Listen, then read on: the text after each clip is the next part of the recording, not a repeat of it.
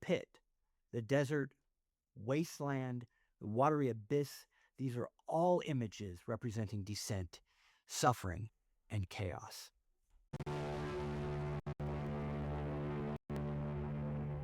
Before anything, there was only the watery abyss, Tehom, the place before order.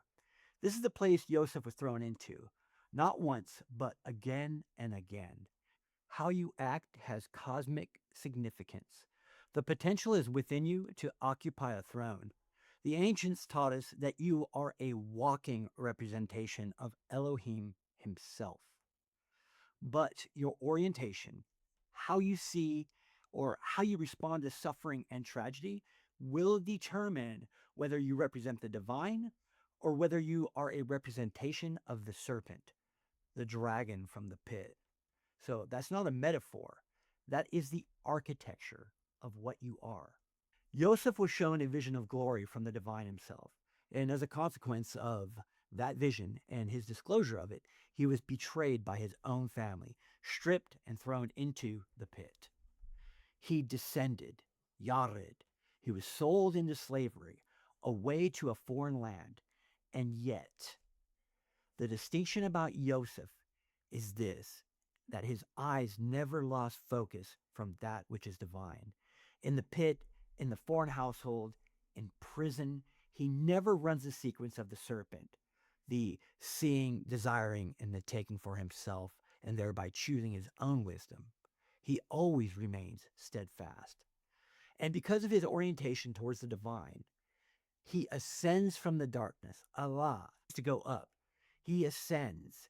Yosef, Allah, to Pharaoh's right hand.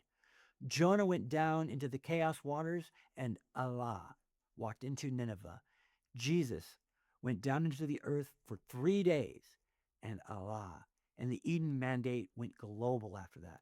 Every time and at every scale, and the ground around him responds. For his sake, the land he inhabits is blessed and begins to take on the form of Eden itself. So his name is an archetype, and it tells you all about his orientation and what it produces. Yosef, which means addition, increase. So the man who is rightly aligned and focused on the divine becomes an intersection for Eden, and the land he inhabits, wherever Yosef goes, things increase, not because the ground was favorable, but because of his orientation, his focus, and what he carried within himself. In the beginning, when God creates his image in the human, he gives him a command to be generative forces for life. Peru, irvu, to be fruitful and to multiply, to fill the earth. The power of God is such that he splits the abyssal depths in two and creates a space for the abundance and flourishing of life. This is the meaning of chaos and suffering in the biblical narrative. The man who rests in the chaos and remains focused on that which is divine, who responds with nobility and dignity in the face of suffering, is the very same man who rises out of the pit and generates Eden on the spot he occupies. The desert, the abyssal depths, the wasteland, the pit, this is the forge, the crucible that is used by God to form the type of man who is able to carry the promise forward. The man who descends into the pit and reaches for his own justice will never ascend. In fact, he becomes a denizen of the pit, the representation of the dragon. The question to the emptiness, the chaos, and the suffering is not, why does suffering exist? Or why would God allow such a tragedy to be happening? The question is, how are you responding to it? Do you trust in the promise and respond in the face of the suffering with nobility and dignity?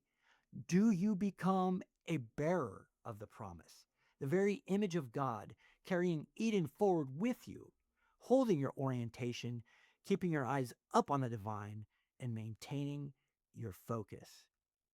And what ascends out of that pit, the suffering, is the type of man who is ready to claim his throne.